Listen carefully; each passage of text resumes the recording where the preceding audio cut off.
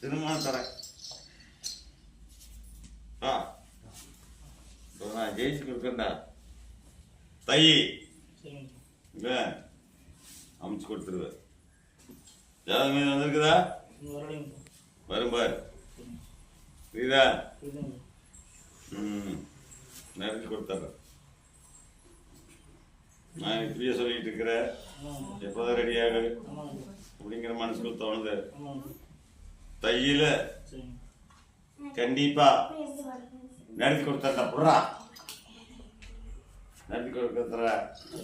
ஏன் தொழில கொஞ்சம் மிஸ்டேக் வருதா? கொஞ்சம் தடுமாட்டம் ஆகுதா? நான் வரம்போட கூட பேப்பர் வேண்ட வெற்றி வேண்டியது கொடுத்துட்ற. அதே மாதிரி மாங்கல்யம்